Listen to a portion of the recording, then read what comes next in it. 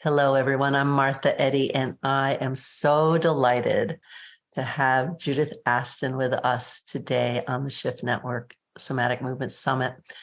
Judith, this is a day I've been waiting for. As I was working on my book, Mindful Movement, I had so wanted to interview you in person, and you and your staff were so kind to at least send me information so that I could include it in the book. And today we get to really talk. We had a lovely, we have the opportunity to have this panel with Dawn and Eleanor, and I hope everyone gets to view that as well. This time with you, for me, is a chance to really learn more about Aston, your Aston work. And I know there are multiple kind of branches to it. So I want to get the view as well as just to get to know you. So thank you for being here. Oh, thank you. Thank you so much. And congratulations on all that you have gifted us through your many places that you've taught, your theories, your applications. So I'm honored as well. I have to share that the first time I met you in person was that International Somatics Congress in San Francisco in 1990, I believe. And I just was so drawn to you. If I lived on the West Coast for much longer, I would have found my way down to Southern LA or Southern California. I'm not even sure exactly where you teach, so you can tell us that too.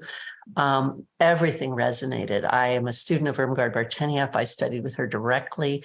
And there were so many things there that just went, oh, you're articulating them in a different way. They are very much your own language, your own movements, and yet it felt kindred. So I just would love to hear more about your early roots and whether or not, the Laban Bartenieff work has had meaning for you, or and then also what other teachers you've had. I know you worked very deeply with Ida Rolf and helped shape that work. And I'm friends with many Rolf movement people who I believe need to recognize they're standing on your shoulders when they're doing that work as well. So I want to hear more about your past and then about the present and maybe the future. Wow. All right. Here we go. Well, it started that I evidently danced around the house a lot as a child. And I just thought dance was the end all be all. Yeah. And when I was, I remember when I was 5, my mother telling me again about this story many times. So this person would come by while my mother was at work, and we were living with another family. So there was always an adult there, but I opened the door and the woman would say, listen, I have this for your mother, and so please give it to her. And later, when my mother would come home from work, I would say, some lady dropped this by for you. And she'd say, what lady? And I'd say, I don't know her name, but she walked like this. And I would put the walk on and she'd go, oh, that's Mrs. Brown from the PTA. And I'd say, I don't know, but that's how she walked. So I evidently had this gift to observe and duplicate someone's style. So when I was 7 and I got to study ballet and tap and tarantella and everything that comes with the local dance studio down the street, I just loved it. I just loved it. So I did that for many, many years, and did all the concerts through junior high school and high school and all of that. And I decided to go to the University of Oregon, Oregon State in Corvallis. And when I was there was a woman teaching modern dance, and I had not heard about modern dance. And she was right out of New York. All the outfits with this draped skirt and, all of the leotards and the tights and all of that. Everything was was very exciting. And I thought, well, I need to get back into dance. That's for sure. So then I moved back to Long Beach, and I went to the college there, Long Beach State, for a year. I was with Susan, golly, I'm forgetting her name, dance teacher, and she was very encouraging that I should go to UCLA and become a dance major. So my third year, I was accepted to UCLA with Dr. Laban and the head of the department right now, her name,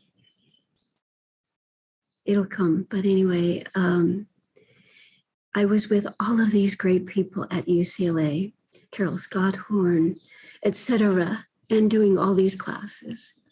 Merce Cunningham came to teach that next summer. I took the class with him. He loved my fast twitch muscle fiber.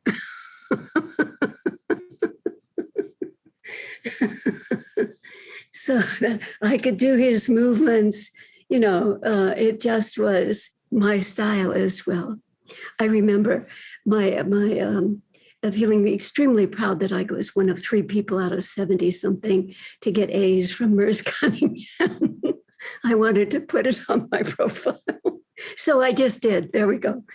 Anyway, I did really, because I was hired to teach in 1963 at a college in Long Beach Community College. And I was hired to create movement programs for the athletic department, create a dance department, and create classes for theater students. And the theater students made it very clear that they did not know how to connect their body to the emotion for the expression, that they would deliver the lines with whatever they felt added the emotion. But so that was interesting. And about the same time in 65 then, I was hired by a psychiatrist to join his weekend workshops at Esalen and Kairos and all of that and be the movement lady. And it was very intriguing to me because he did Gestalt therapy, trained with Fritz as well, Fritz Perls.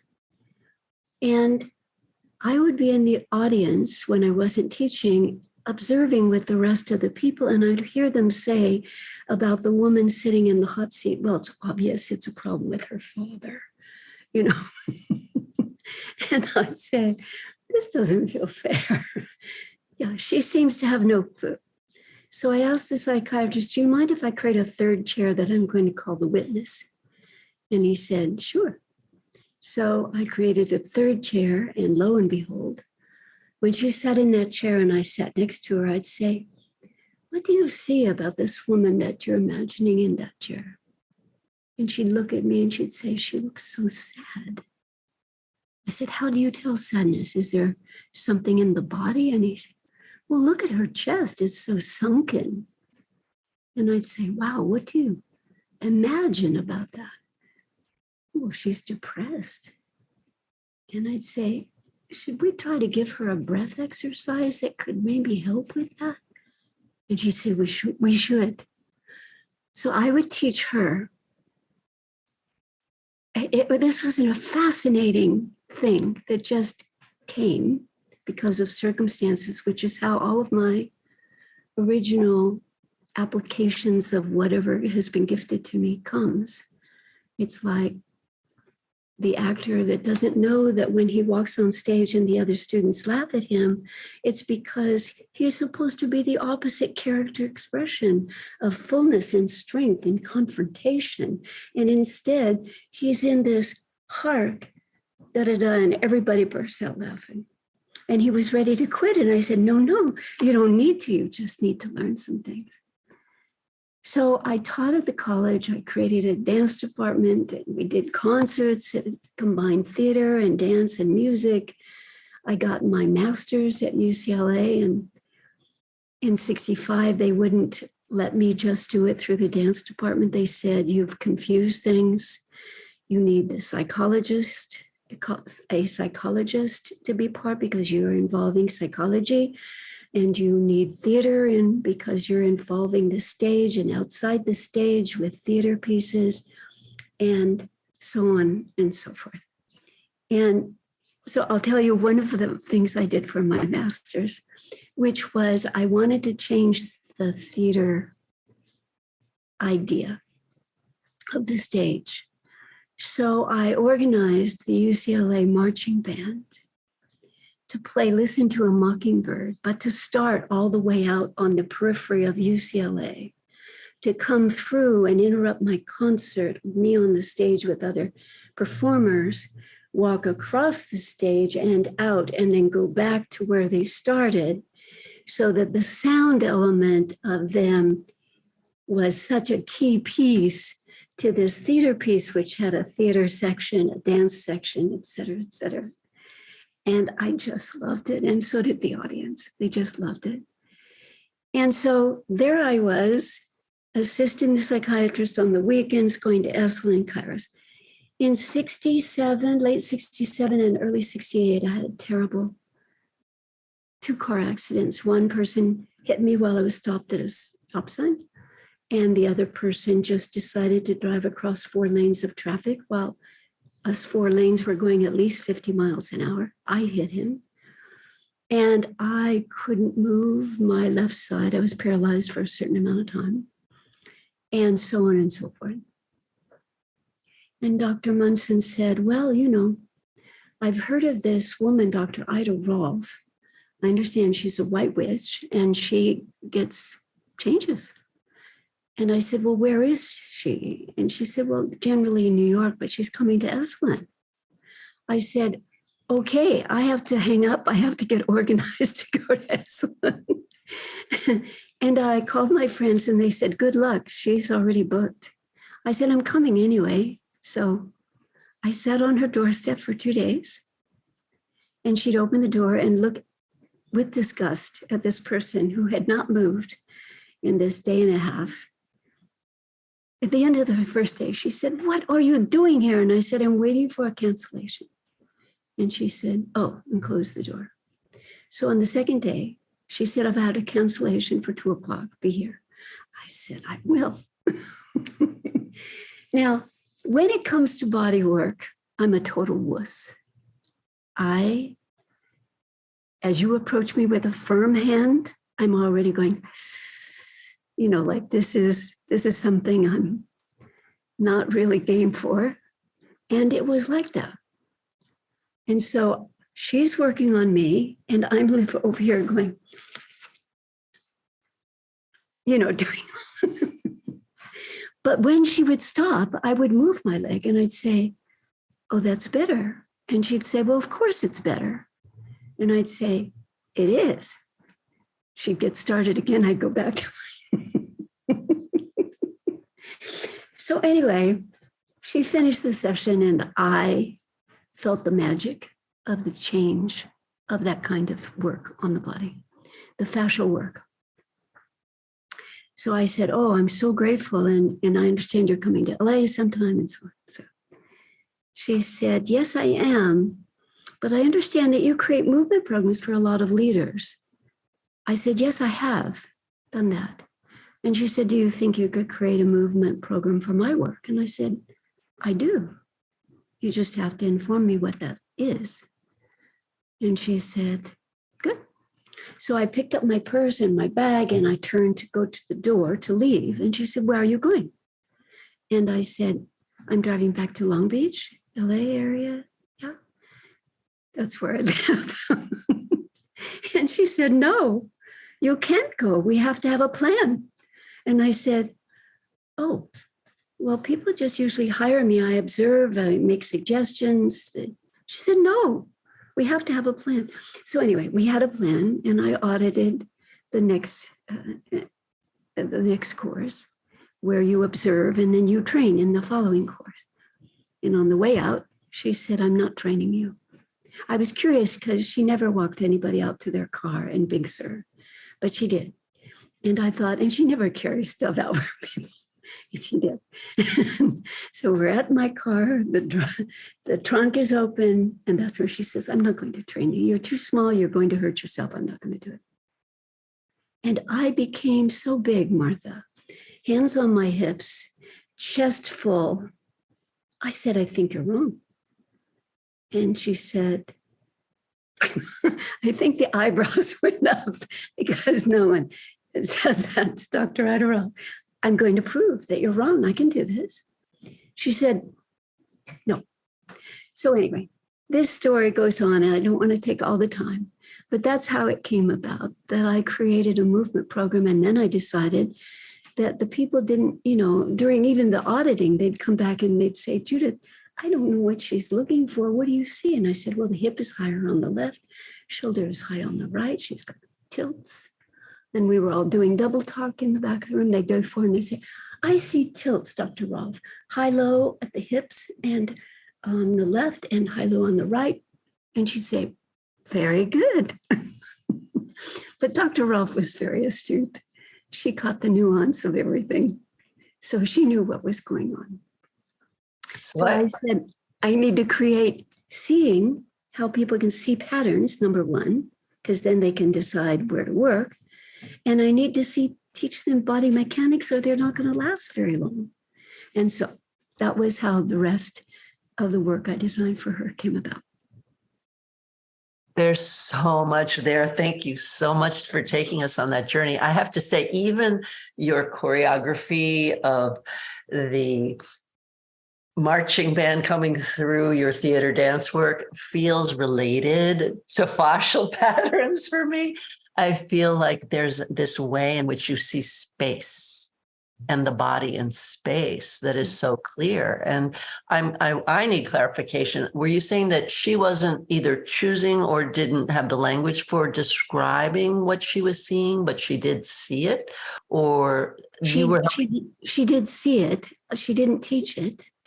And I created a formula for teaching, a form for teaching people how to see the body as its placement, the body as its volume and dimension, the volume of its torsion, and how that affected the joints and so on.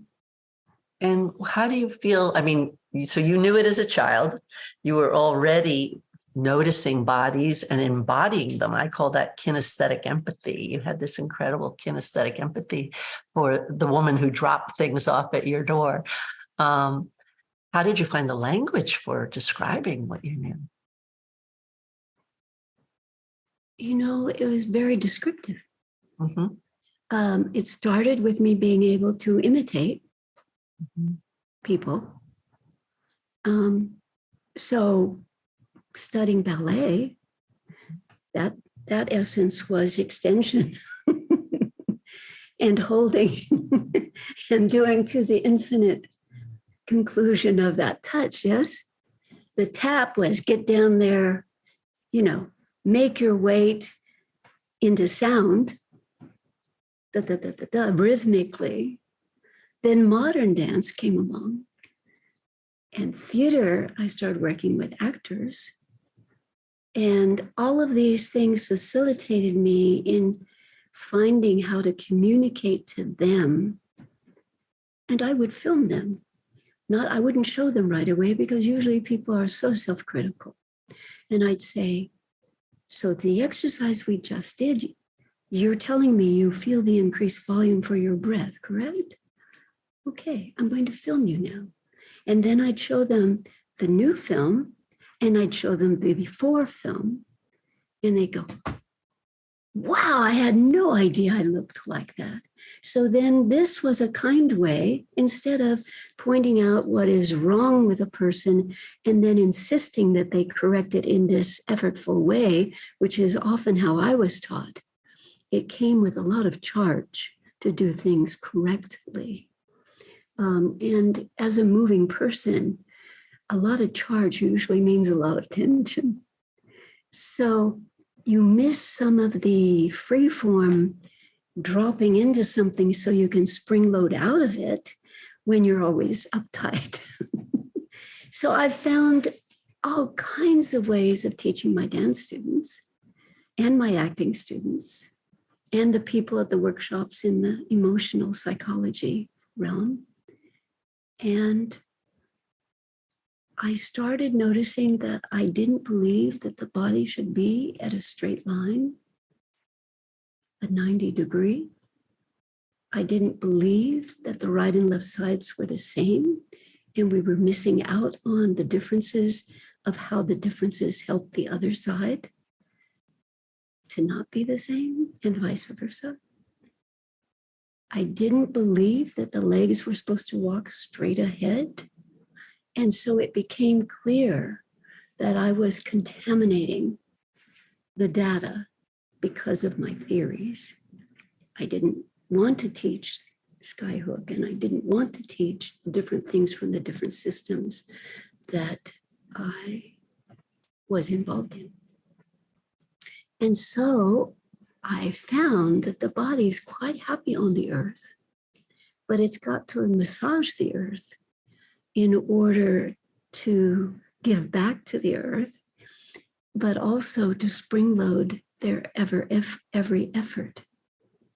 So that's how Aston Kinetics came about. I'm hearing how you really just went with your own truth, your own experience. And with that had the daring and the bigness to say, this is different than what I've been taught. And yet it's true, at least for me and possibly for you. And I salute that bravery and that chutzpah. And I started to think, is that how come you also kind of thought, well, we need things in our world, objects that need to be different too, that same Yes. kind of.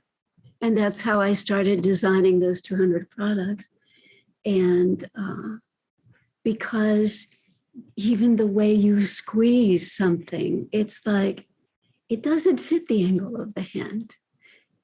I mean, it's interesting. You can compromise your hand to get it done, but the point is, why?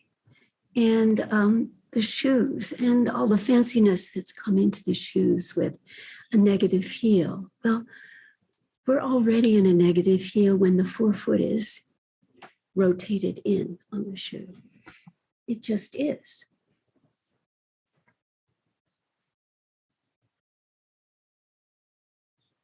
So the front foot of the foot is medial to the heel. And so tends to pronate people. You know, these are the things I just couldn't help noticing. And so, yeah. Can you say more about that? Like, give us an example of 2 or 3 products. I don't have any with me here in Hawaii, but one of the ones that I did that was taken would be the curve on the steak knife or knife for the hand, and actually would have a right-handed form and a left-handed form for the curve to match the curve of the hand. So that would have been one. I did computers, I did equipment, I did musical instruments, I did many shoes, many chairs, many things. And you need a bunch of money to move anything forward. So I took the money I had to get these 5 patents and to find out. I was teaching in Boulder, and one of my friends said, oh, our attorney one of our friends just moved to Boulder, he's practicing there. And you should go because he could help you with your next step. And I said, great. So I made an appointment. And while I was in my appointment, just getting started, his front office door opened and someone came charging in with a product and said it and left as though this were a familiar sequence. And I said, do people always barge into your office? It's a lovely office. Do they just always barge in and drop off something? And he said, yeah, it's a company here and they're wanting me to see if I can break the patent. And I said, I'm sorry, what does that actually mean? He said, well, there are just certain things that you can change and you can't change and so on. And I said, oh, he said, well, how nice to meet you, Judith. Why are you here? And I said, I just wanted to say hi from my friends. And I left. And that was the reality check for what I was up against with no funds. And so that was that. So people, I may do a book on just my product someday, but I have the history book that I want to do, which talks about in depth more things. So that's next on the list. Well, I have an invitation for you, which is that some years ago, I was collaborating with people who are either architects or designers or sociologists of space and architecture. And we created a website called Body Conscious Design. And to have photos, if you want to share them, if you're not at this point worried about people stealing your ideas, but rather would share your thinking behind. Yeah. Thank you for that. That's very exciting. That would be so much fun to collaborate on that. Well, Yeah. I mean, really, again, with the way I perseverate on things, the gift and the curse of having that trait. You know, you look at babies and they don't really come with 4 chins until you put them in the infant seats. And then suddenly that and the belly and all of that, and they can't turn their head and so on and so forth. And so I would take the babies from the moms and I'd do a little movement with them to get them a little more neutral, give them back to the mom. I'd modify the baby seat with a diaper here and a diaper there and so on. And then I'd take the baby again, do a little bit of movement, put the bottom there and then sit them back. And they would go, and they'd turn, they'd pivot on their axis. I'd ask the mom, when I lift the baby, will you take the product, the diapers out? I'd put the baby in and it would run into its neck and go. And this one screamed. This one cried. And I said, so you might want to try the diaper idea.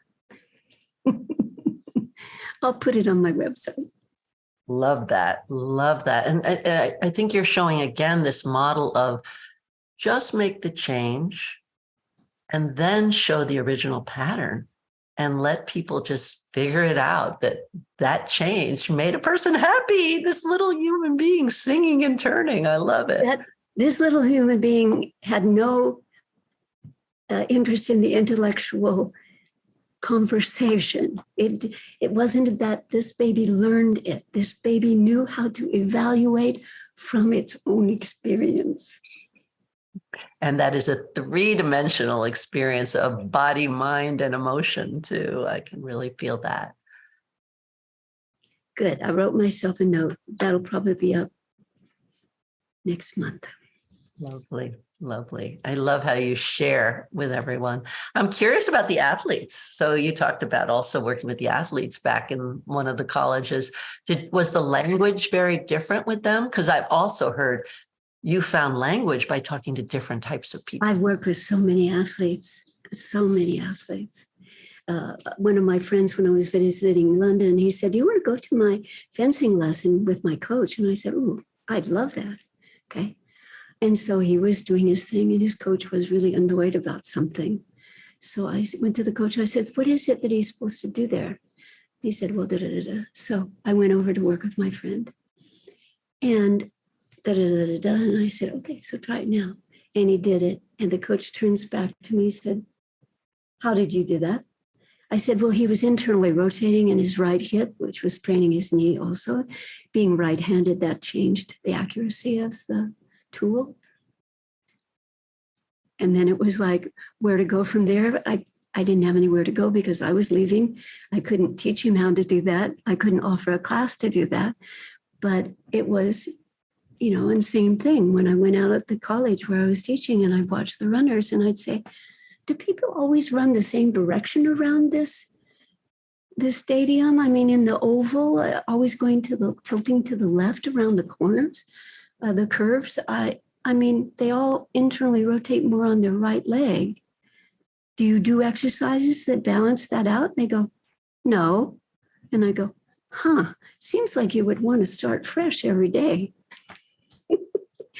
You'd go, you have such weird thinking, but it is actually pretty clever. And I'd say, oh, okay, good. So when they come to my class, I'm going to help them neutralize, okay? So they did. But I just have worked with so many people, and some it is habitual, but even runners. My husband's a beautiful swimmer. He used to compete, but he swims all the time. And what he can do now with neutralizing his body and starting fresh every day that he swims, people get out of the pool to watch him. It's like, how does he get that kind of stroke in his 60s? I don't understand. So, I have a question for you, which is this.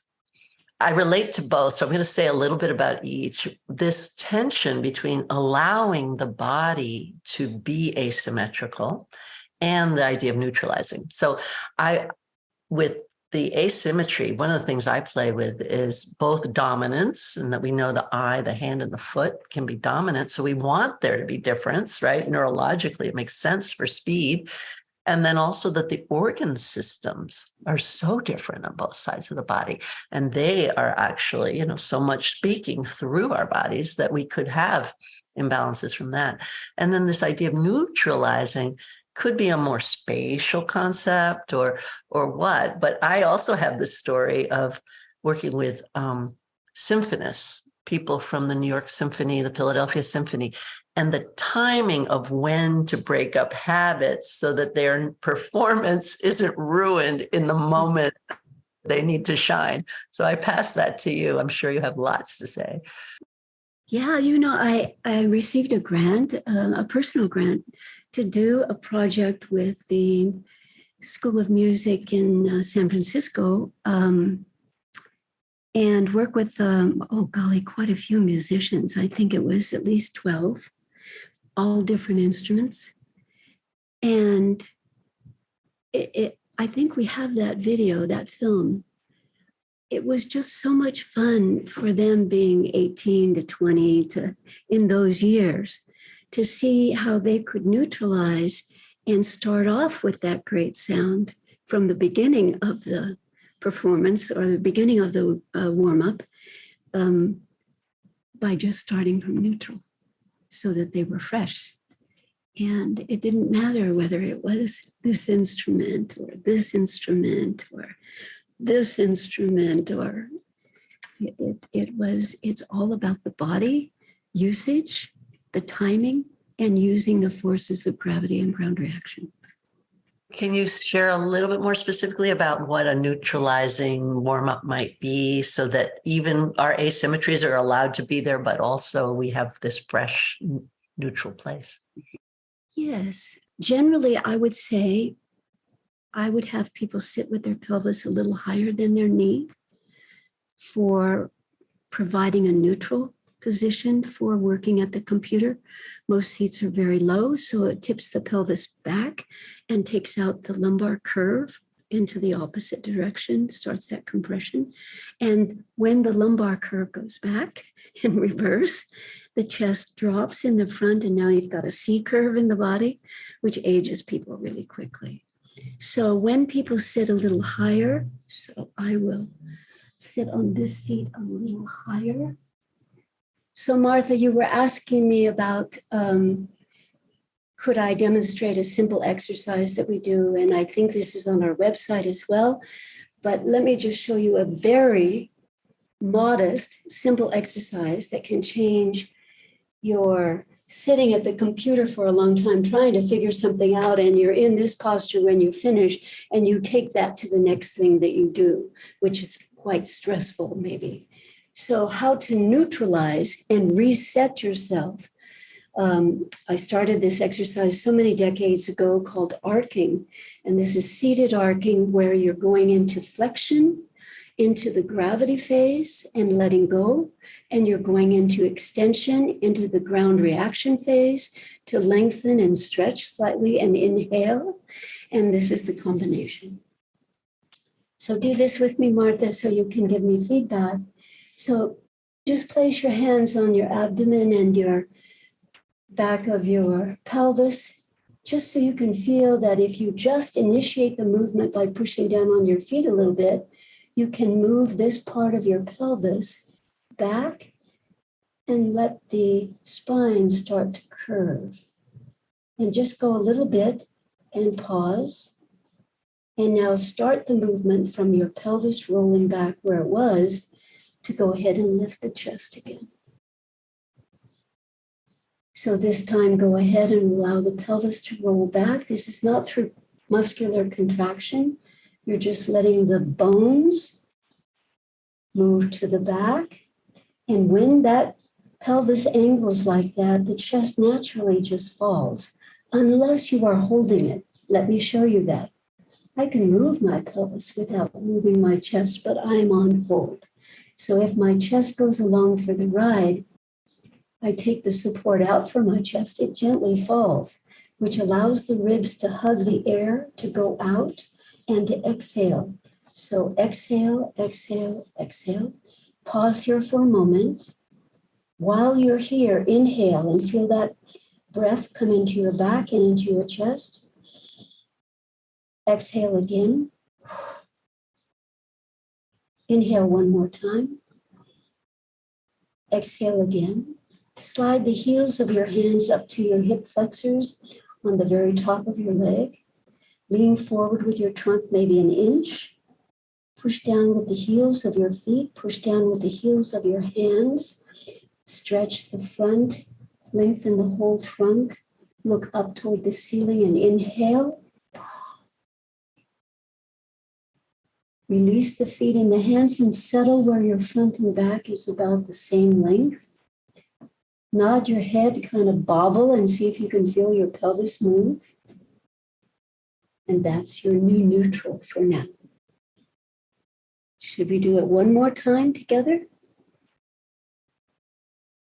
So the movement starts not by contracting, which will add effort, but by simply just rolling the pelvis back. If you need to push off your feet to do that a little, to help, let the pelvis roll back and descend like you're descending right, left, right, left, right, left, right, left, down. While you're down at the bottom, just feel your weight on the back of your coccyx or sacrum. Inhale into your back. Exhale a lot. Inhale again. Exhale a lot. Slide your hands up to the hip flexors. Come forward a little bit. Push down on the heels of the feet, heels of the hands, stretch. You're not leaning very far forward. Inhale up at the top. Release the hands and feet. Settle where your front and back is at about the same length. Nod your head and see if you can feel the bobble through your trunk. That's the arcing. That's one of many, many versions, but it's a wonderful, easy reset. Thank you. I especially appreciated the sliding of the hands to really feel the hip sockets and kind of the sense of the femur, the thigh bone settling in and the pelvis settling in the socket so clearly. Really delicious. And then it's a simple concept, but I think it's actually tricky, this idea of feeling the front and the back as equal. I'm curious if you have other tips for people to even sense that if proprioception is a new experience for them. This is one of those pieces, again, that the way I think about the body or see it just changes everything for me in the sense of, we don't have a ball of the foot and toes to the back of the foot. So this is another reason that we wouldn't be equidistant, when we're standing lined up over the malleolus, because we don't have a back foot. And the back of our body does so much work to help the front of the body that perambulates forward and bends forward and reaches in all of these different directions. So the importance is to honor it with the space that it needs. What I find is that instead of neutral being a plumb line at a 90 degree, it's different for everybody, but a couple of degree lean forward suddenly puts weight into the very ball of the foot and the toes. Whereas when you're at the 90 degree, it stops short of that, because equidistant from the back of the calcaneus forward is only the middle of the foot. So I know that the designer probably had a use for that front of the foot. And so when you look at the angle of the malleolus to the toes, it's canted. So another aha came when it was like, that must be why it's canted. We need to lean in order to engage that gait. Instead of pick up our leg to pull ourselves, we just lean and the walking starts. So it's just so much fun to share the theory that would come to me, usually by my disagreement with something. It's like, why am I told to suck in my stomach here when I'm supposedly sitting in good posture, at a dance class or at a whatever? And it's like, this doesn't feel right. And so that would lead, one thing would lead to another. I really appreciate that because, we want to breathe, and breathing is three-dimensional. It's not about compressing and breathing in just compressed space. I mean, you can do it, but it's not as comfortable.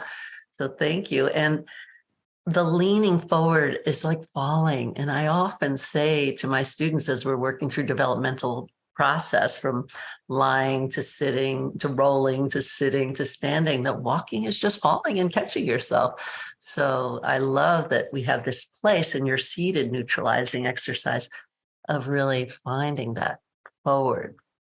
Yeah, good. I'm glad you asked. Yeah, thank you. And I have a question for you, because with seeing the body so well and with designing products and projects, I'm curious if you draw. Like, how do you get your ideas out to other people? Do you describe them and bring in somebody else to create the 3D model? Or, yeah, how does that Oh, you work? mean in terms of the products? Yeah. Well, my drawings are very elementary. I mean, my body drawings are still like stick figures in a way, fleshed out because they have borders. So then I went to ball people, and then I went to oval and ball people, and so on. But in terms of the design, taking photographs of what doesn't work, and then playing with drawing on that, like the vector is wrong for the thumb, it's really going to use up that energy and help with the thumb working well by using that. So one of my clients, who was very in high esteem at Martin Marietta, invited me to come and to visit their plant, their studio. And one of the things was to see one of the new chair designs they were doing for the MMU unit. And so I started, and there was someone else from another department, and we were walking, and they'd say, Judith, what do you think about this? Judith, what do you think about this? And then we got to the unit, and they said, what do you think about this? And now I have quite a few people here, and I don't know what's happening. But anyway, and I said, may I sit in the chair? And what is it I press? And they said, the thumb. That's what's going to hold it down. And I said, oh, do they have to hold it down for a long time? And they said, yes. I said, that's not going to work. I said, a long time being an hour? They said, oh, no, probably 8 hours. I said, no, it's not going to work. You need it to come from the bottom where all the fingers can move the lever up and so on. And my friend who was inviting me was like, okay, you've said enough now. Thank you. Let's go.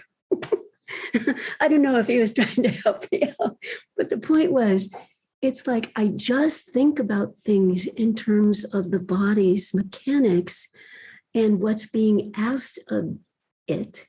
So it isn't that people walk the same, because we all have different handicaps and preferences and injuries and things that have been with us for our life.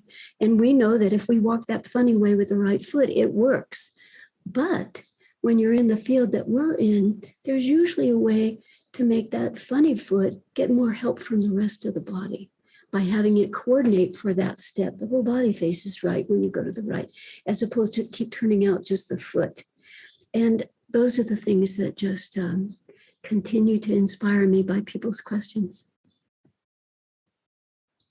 I'm inspired by that too. And I also feel in my own practice a kind of tension between really individualizing a session and what is going to come out of it and what kind of movement, homework or practice or exploration might be useful. And then my students wanting protocols. So really what I've been teaching them is no, just observe, observe, observe, support what works well. So, and I hear you saying that too, like if this has worked for them, support it, but then also bring in options. Is that habit sort of hurting somewhere else? Could there be a point in the day where we do something else to compensate, to open up, or perhaps something that just says, I'm going to walk a little differently sometimes during the day to give a shift?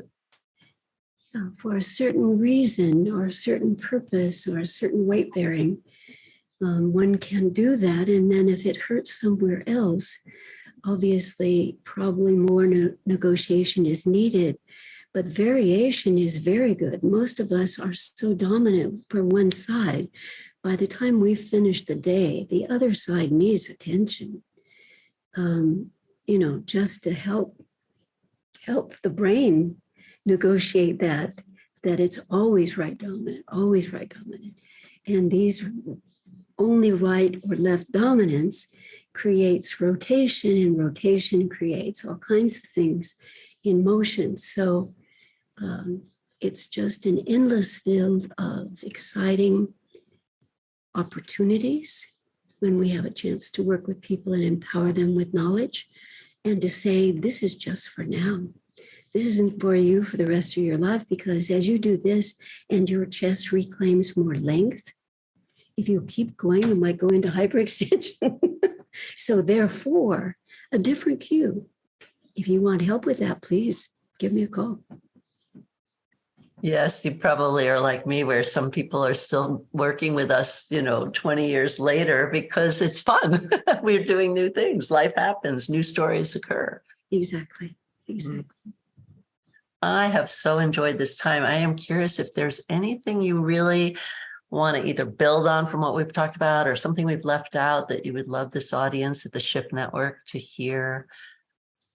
No, I think you crossed a lot of the field. I mean, I can't think of a category. Well, the applications are endless for me. People say, well, you probably don't work with a person who rings bells or something like that. I go, oh yeah, no. And then we work a few moments and I say, okay, so now ring this bell. And they ring it. I say, now. Then I put them back in their posture. I say, now ring this bell. And they go, oh. It's flatter. And you go, I know. The feedback that we naturally have when we're paying attention to the resonance or to the weight bearing or to the speed of adaptability, it's pretty darn exciting. I call it detective work sometimes. Absolutely, that's what it is. To do the problem solving needed to find the aha, to explore. And how about people reaching you? I would love to know, how they can find you and what you would invite them to try out first, those kind of things. Well, visit our website and we have classes listed there. I still do online classes and online sessions for people over the 3 years. We didn't really do much live in terms of training, so we did a lot more on the web.